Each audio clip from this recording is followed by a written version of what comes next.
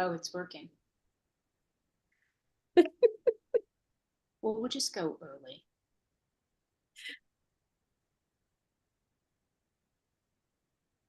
Should I put my video back on? Hey, good morning. Good morning, almost good afternoon here. Just before noon in New York. How are you? I'm great, thank you. Good, good to be back here on LinkedIn with you, Cynthia. Yeah, it's been a little bit. We've had a lot of busy weeks in between, but yeah, it's great to see you. Yeah, Summer solstice, longest day of the year. And that's right. Happy solstice. And welcome to our LinkedIn program. My name is Theresa Agresta, and I am co-founder of CultureTalk. I'm here with my partner and co-founder, Cynthia Forstmann. And we come on live to have serious conversations about the business of culture and how does that lead us into turning culture from something that's nebulous and hard to talk about into a tangible tool that you can really use to drive ROI in your business. So we're excited to have you join us this morning. And we are focused today on the topic of story and narrative intelligence. And how can you use these two things to become a shortcut to talking about culture, to making it more tangible, to give it stickiness and the ability to drive toward real outcomes and deeper, more meaningful, impactful conversations that really help you to drive strategy. So we want to spend a little time today talking about, how do you do that? What are some ways you can go about that? yeah, I just want to pause too for a second because I think I shared with you, Teresa, recently a Corn Ferry study that has come out where they had conversations with the world's most admired companies. I don't know who's on that list, but they one of the questions was about culture and how valuable is the culture in your organization. And 2/3 of the world's most admired companies attribute half or more of Wow. their market value to culture. So, like, while we're talking about it being intangible, how do we capture that? How did they capture the value of culture such that it would be considered, half to more of their market value? Because I Right. think what we see in the space of culture is that not a lot of companies are able to capture that. They might be thinking about culture, but they're doing it kind of in a disjointed Right. like Or a surfacey offense. way, right? So talking about it sort of as something that exists like icing on the cake. Yeah, exactly. Um, Ah, right. So much, 50%, that's a lot of value for icing. I mean, I like icing. yeah, It's yeah. more than cake, but It's a great analogy. How do you bake it into the cake? How do you bake uh-huh. it into the cake? So when you start to drive us down, like, okay, now let's get back into the conversation we're having. Like, how do we do that? How do we do Right. Right. Right. And what are some easy ways so that it doesn't feel like something else we've got to do, but rather it becomes just a part of how we operate and a part of how we communicate, if you will. So what it feels like to be here, and how do you become a driver of that conversation by using a mechanism such as story. Yeah. So, and I think And it's particularly important because of remote and hybrid work. So, while this was an opportunity and an important one all along, the tension around it has really grown with the, real settling in around remote work. And a lot of companies don't feel settled in quite yet. yeah. It's interesting. I'd love to hear what you're hearing, but what I've heard here in the Denver area, out talking to HR leaders, like, first of all, everyone wants to know what people are doing. Second of all, they're a little nervous that if people aren't in the office, we're losing our culture. So there's Right. definitely this association to thinking that being live and being FaceTime creates culture. And I think there's some truth to that, right? Well, But there's elements of culture that are easier to build in person. I right, think we can all acknowledge that's true. I yeah. think the questions that companies are having and that employees are having is because the culture is shifted or changed does not mean it is changed in a bad way Mhm. because we've gone to a remote culture. And I think the real value comes in asking the question, what kind of culture do we want to create, whether we are fully in person, hybrid, fully remote, and how do we go about doing it? So Right. how do we recognize, how we're operating today? What's the story that we are telling and living? Is it one that supports the culture and the outcomes that we want? Or are there some things that we want to pay attention to because we'd prefer them to be different? We want them to shift or change in some way. Yeah, and I want to just before we get into that, like also comment on the remote work scenario that it's hard for companies, right? Because of that lack of face time or that feeling that something's changed, to your point. But we also sent out an article in advance of this conversation to talk about some of the new research that's coming out, what it's like for employees in terms of their lack of feeling connected to a culture.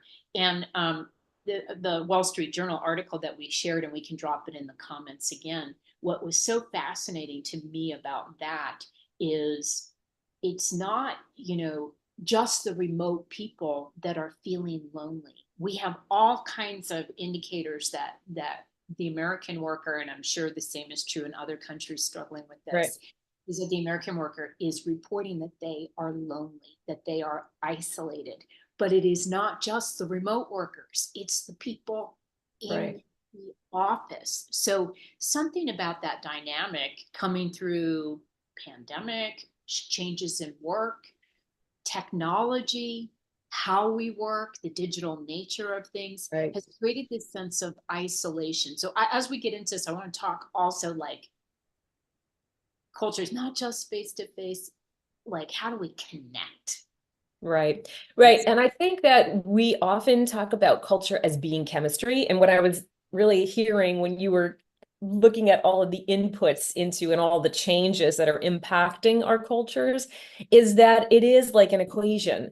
So in each organization, there are different elements that are being mixed into this equation, different changes that have come to be. And so, how do you solve? It's going to be different, and there's going to be the right answer for each different organization. Yeah. So it doesn't mean, we hear for people longing for the way it used to be in terms of the way it used to feel to have connection, to your point, like with other people and to be working in an environment where I feel like I know you. And I think that's a great starting point for the story conversation, because we know from our work with narrative intelligence, with story, with archetype, that one of the clues that starts to shift the equation is the perception that I know you as a person, that I know you as a human being. So you referenced the article in the Wall Street Journal, and one of the things that they brought forward is literally people aren't talking to one another, meaning we're not passing up the water cooler. We've heard examples and stories of companies where we're working or our partners are working, where people have lost that muscle, like to have the casual conversation. Maybe it's because you're always on a online interface that you've lost that muscle to ask about someone's weekend or their family. Or you have ear pods in because you're focused, you don't want to bother people and Right. focused Right. mode. All kinds of signals and clues that we've lost or that have shifted or changed so that people, even in person, are not talking to one another. So being able to begin understanding, well, what are those little drivers that if we started to shift them, that we might start to notice some changes. So you sort of like fake it until you make it, Well, in I'm some thinking, and cases. I'm thinking too, like the first rule of culture, the first rule of Fight Club, the first rule of culture is talking. It is talking, but not just talking about, I mean, it may start by talking about little things, but how do we have a deeper conversation? There's culture anytime two people get together, right? There's a Right. third Mhm. person in the room anytime two people get together. And Yeah, so how are we going to drive this deeper conversation? I know we're getting to narrative intelligence and storytelling. I also had a coffee this week with someone here in Denver by the name of Tim Jones, who runs an organization called Longer Tables. And they are also in the business of like, what's wrong with, Yeah. what happened? Have we forgotten how to connect as human beings? Have we forgotten how to have conversations, which they're doing now by setting out long dinner tables in, different communities, different towns, cities, different organizations, just to gather around a meal and flex that muscle Flex of that muscle. Yeah. being you and talking at a deeper level, getting to know each other. So Right. that's my Right. last aside.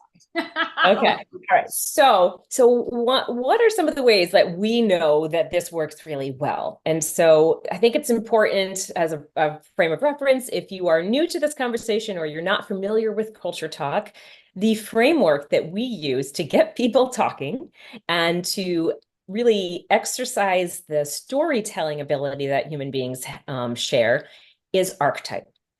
And archetype is at its core stories, storylines, patterns of repetitive beliefs, behaviors, and values, motivations that human beings share.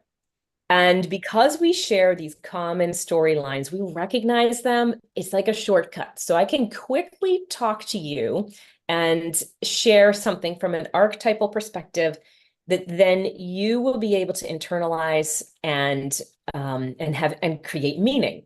Yeah. So when we talk now, we can have a deeper sense of connection.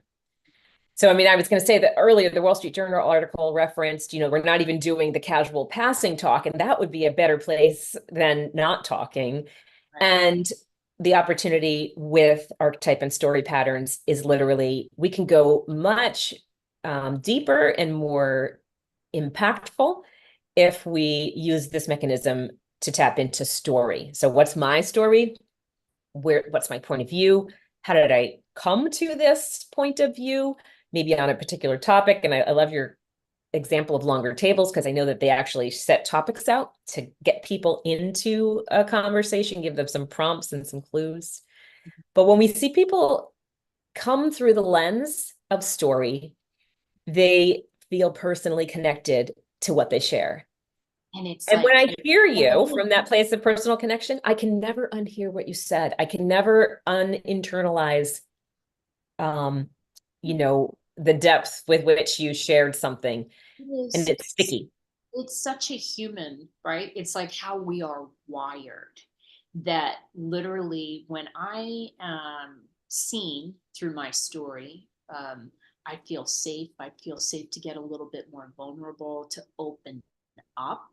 And when I'm coming from that place, whoever is in the room, whoever is in the conversation, there's this collective lean in of support. There is this, ooh, our brains are kind of, brain patterning is starting to align. Our biorhythms, our hearts are starting to kind of beat and sync. That is how profound being able to understand, oh wow, that is my story. Suddenly something's meaningful, it's connected, and I have, Right. in connecting with myself, also like opened myself up to connect with you. Right. um so And very, very powerful work. yeah. And so when you go back to connecting this to cultures, right? So what are the dots, right? Like to bring that back to where we started. And when we as human beings are connecting, we are able to communicate much more effectively. We collaborate much more effectively. We are able to gather together around a shared purpose and goals and to achieve them together much more effectively.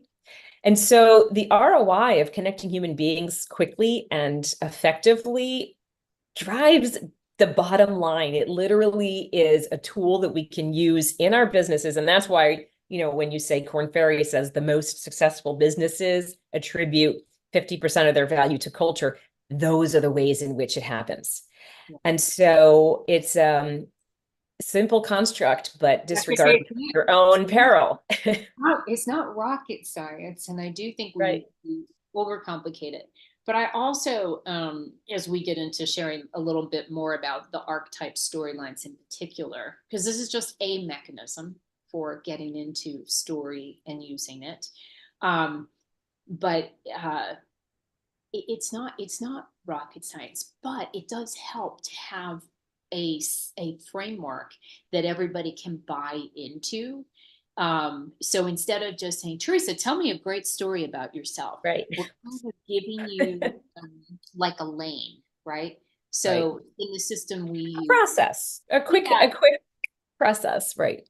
right, because it's, and I'm going to talk just a minute about the system we use. And we want to say it's not about archetypes, but it is about having a shared language, such that if I say, Theresa, tell me how your ruler archetype feels in this situation, I have narrowed down the universe of like, now Theresa has a way to focus her thinking, her recall, her point that she wants to make, because the archetype tells her, oh yes, this is what's important to me. This is what Right. I know this. And so, And when I do that, then you will hear me differently too. yeah. So instead of hearing people through a lens that we may feel triggered by, we can take a step back and recognize the vast majority of the time, guess what? It's not personal. We take it personally, Right. but it's not really personal. And most people are living their own story through their own lens. So even at the beginning of these processes, which is just literally the muscle, exercising the muscle to speak and to share your story and to become vulnerable, there's the ability to recognize that I can learn from this and I can grow from this. And so beyond today's conversation about using that, there's an intelligence to it. That's why we call it narrative intelligence. Right, We let's talk take about emotional intelligence, let's and take that's the ability to sort of recognize what's happening for you, what emotion is being triggered, why, how you might respond. In responding, how might other people react to or receive being you? able to read other people's Right. emotions as well. Mhm. That's become a well-known, people hear a lot about emotional intelligence. Correct. Correct. So what is narrative intelligence then? And using narrative and story, that is another way of reframing situations, Reading the taking you reading the room, taking a sense of, and it also allows you, I find, to really provide a sense of self, I don't want to say self-control so much as modulation, the yeah, ability to modulate and to pattern recognize of what's happening for you, also what might be happening for other people on a team, in a setting, in a situation, and use what you know to anticipate, to communicate, and to really help people to go further, faster, be productive. less conflict. Yeah, be productive.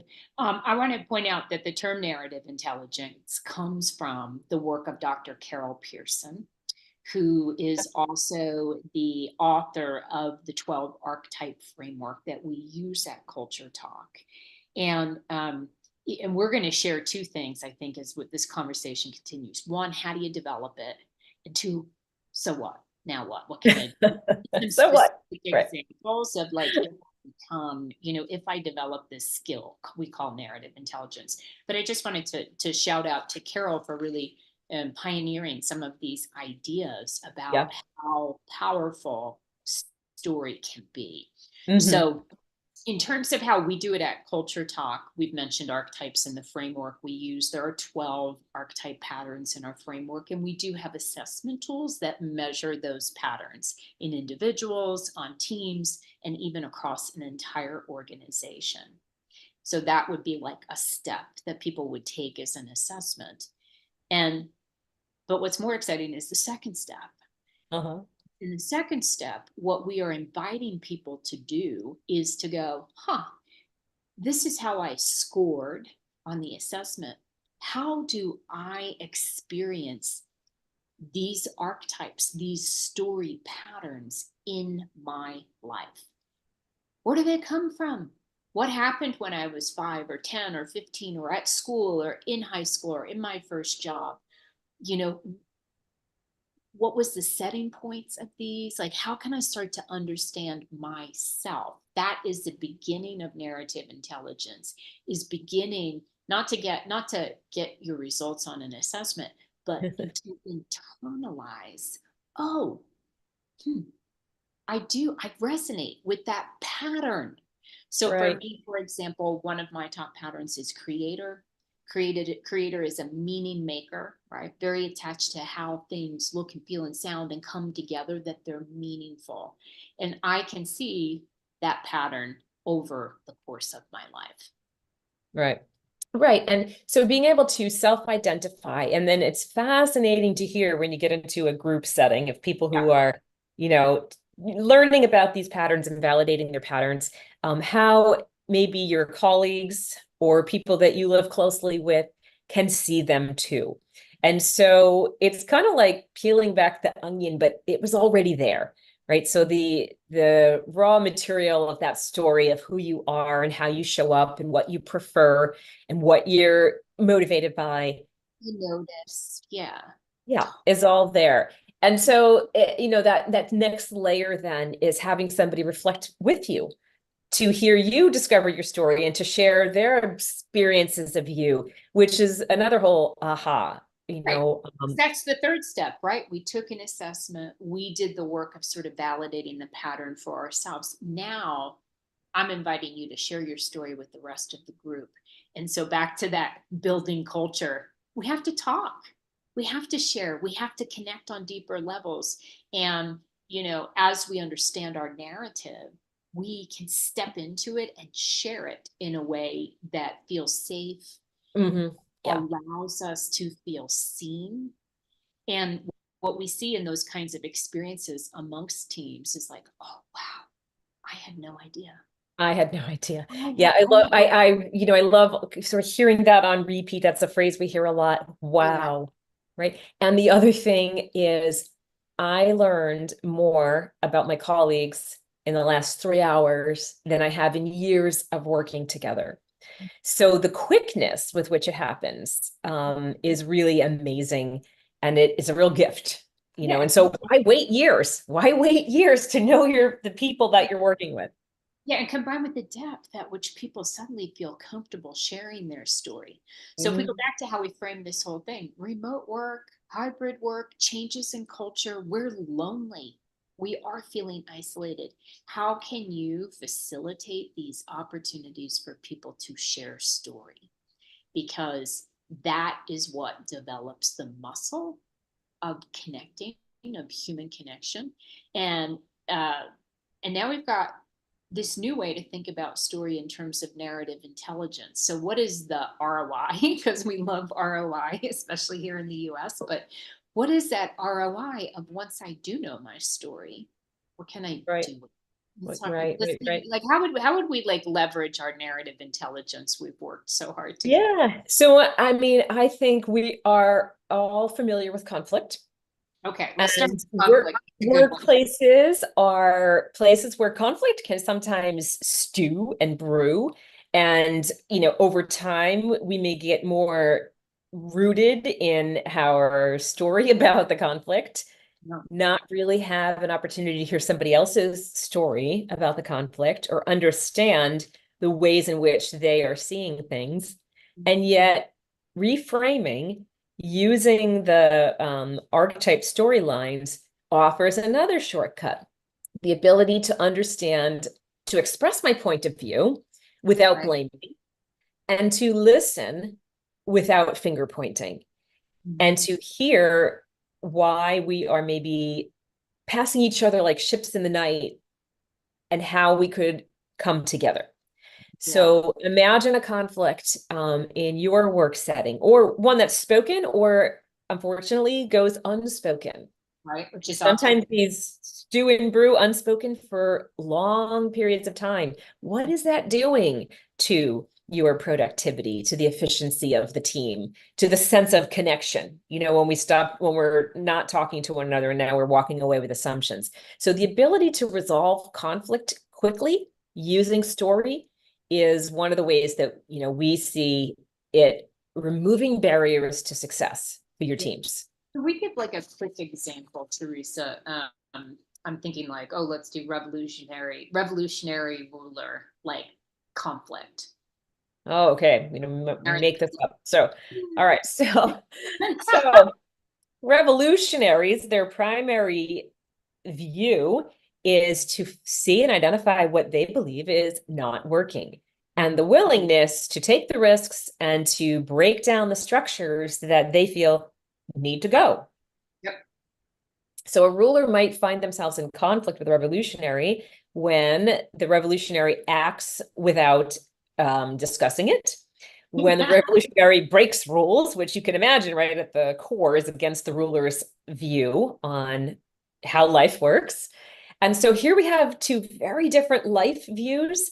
And immediately the ruler is going to feel disrespected by the way the revolutionary acts, probably by a lot of the things they say. And there might be this constant rub that's going on between them, spoken or unspoken. Or it could be quite explosive, right? Because those are very strong. You picked strong ones. You picked strong stories and strong personalities. But so there might be an explosive type of conflict that's going on between them. And not until, I would say not until, but the opportunity exists for those two humans to sit down together and sort of map out, what is my worldview? What is my life view or my perception about how things should work to optimize our success? Where might I be stuck or need to compromise so that I can let what you're saying in? Because we tend to, you know, in conflict, right, the walls go up. Right. And so even though the other person may have a valid point of view, maybe things do need to break down a little bit and we do need some new structures. You know, there's probably, as in any conflict, two different versions of the story, right? And you know what? In that case, like those two people with those two different patterns may even have the same goal in mind. We're Exactly. driving towards the same place, but why we want to get there and how we get there, we can begin to understand some of those things with narrative intelligence. And that Exactly. allows us to unpack that unspoken tension, Right. to put it on the table and to go, what if? Like, what are the possibilities now for how we could move through it? I'll give a Right. second example. You talked about conflict. Another way we could apply narrative intelligence is in this whole conversation today around diversity and belonging. Because one of the things we see happen immediately when a team starts using an archetype framework as part of getting to know each other and connecting is that they really begin to understand, like, oh, there are revolutionaries and rulers and every person's, and there's a lot of different perspective in this room. And for any one situation, any one problem we have, there's all this diverse lens through which we look at that. So the situation's the same. What's different is what the what we bring to it and what we tend to notice. And so we could be using narrative intelligence as a way of inviting the diverse perspective. Mm-hmm. What are we missing? Like, what did the revolutionary not tell us? You know, what are we missing to how we're looking at this event? um, we can also look at it internally in terms of, ooh, when my story, when my walls go up, when do my walls go up? When do I have a sense that I'm threatened, my character, I'll go back to my creator archetype. Like I might, if I put out a creation and people are like, what's that? I might feel threatened if people don't find it as meaningful as I do. And that might cause me to like hold back. It will cause me to close a little bit. So if you want to get the best out of my creator, or if I want to get the best out of my creator, how do I manage that? How do I know I have the tendency to, in a diverse conversation to feel offended a little bit, like they didn't understand me. How do I manage that? You use the word sort of self-modulate, like so I might block belonging by shutting down because I have that sensitivity that's sort of part of my wiring, right? Right. So the opportunity with narrative intelligence is to say, okay, I know I have that tendency, but I also know that when I feel safe in a group, I am full of ideas. I can let that creativity Prolific yeah. brainstorming, And right? so just another example, like kind of how do I monitor myself in terms of when I feel threatened or I feel like I don't belong or my diverse viewpoint isn't welcomed versus when I feel safe or when I allow myself to feel part of the group. Right. Right. Because I think what happens when we don't belong, right? Like you said, we shut down. We also walk away. Yeah. We also Taking quit. my crayons. I'm going. Right. I'm going home. And we have options these days, right? So one of the concerns we hear in organizations is that people are leaving positions, they're leaving jobs, and we don't always know why or what why it's happening. But we have the opportunity to again use narrative intelligence to understand, are they feeling like they are not a part of the group? Are they feeling like they're being shut down, like they don't belong? And why is that happening? So as a diversity and belonging What a great tool for approach, what a great tool for a leader. neurodivergence, right? Or cognitive divergence, some ways of thinking about it. And what a great tool for a leader to go, knowing what stories are part of our team and part of our group. Have we invited in all those different perspectives? Right. Have we Right. met? And then you mentioned self-modulating, but I think there's also a great opportunity for people once they understand each other to broaden their approach to communication, to listening, to responding, so that they are bringing respect and curiosity into the conversation. And how much, further we'll get with those diverse viewpoints if we start with, that as a foundation. Yeah. Let's do one more example. Narrative intelligence. Let's think about change. Okay. Change. Ooh, big one. Constant, like we can't get away from it, right? Lots of things changing, right? Lots of Things that are like a stated, like we're changing everything. We're moving locations. We need a new culture. We're transforming our delivery. Trying a new company. We're reordering. Yeah. Whatever. The changes that we've all been going through that are common to everybody these days around, we're trying to restructure for improvements in our remote policies or our hybrid policies. All of these represent changes, right? Changes that are happening at the organizational level that obviously then trickle down to impact the human beings. Can't help but, have an impact on the people.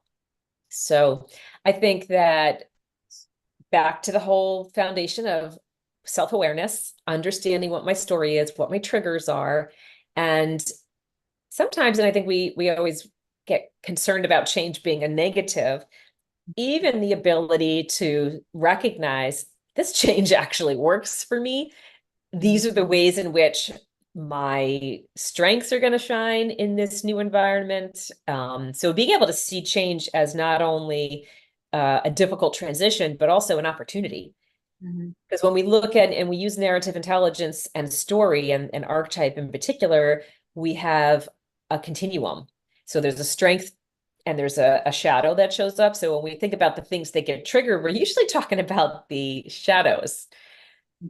But there are many different ways in which a strength might align with something change might align with something that is a strength of our story.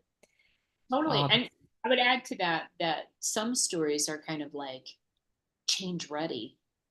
And some some, are and some, right? some We have some muscle that, in some of the patterns, like the magician, the yeah, explorer, the revolutionary we talked about. Bring it clearly. on. I'll change. Yeah. Yeah, so what that's the whole point, right? We got to Yeah. change, right? That's the whole point. Whereas, you pointed to the ruler as one of more of stability. Yeah, there are other patterns that really hold on to the way things are and celebrate what is and find the good in every situation. And so like being forced to change is like, no, wait, I want to hold that.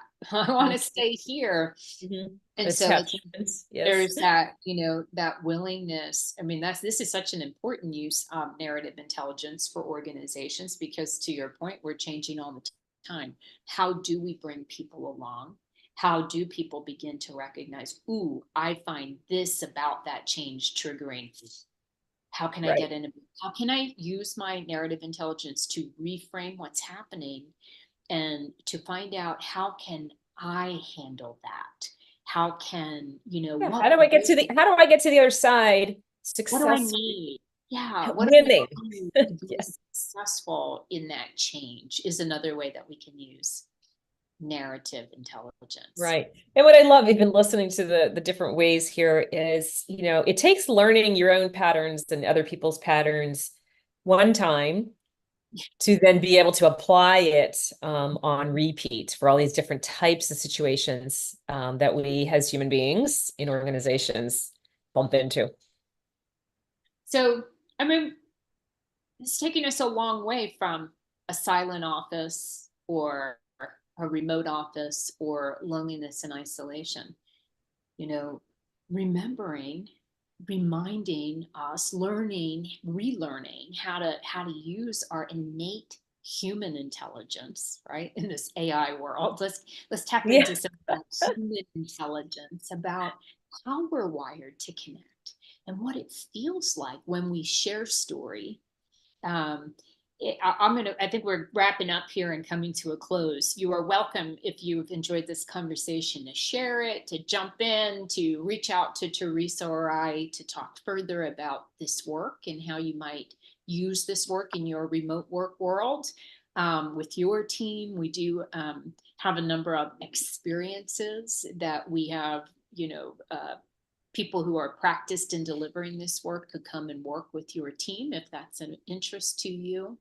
And we also run a certification program where we train practitioners, both in-house teams, so HR, L&D, OD teams that are working on the human element of success in organizations, the culture, trying to capture that potential of culture. Or if you're a consultant or a coach, and these are the kinds of problems that you really look out to help organizations solve, you might be interested in our certification program. We have a new cohort beginning on July 9th, and we'll drop into the comments here information on that as well. So yeah, let's shake up this remote work world. Let's Correct.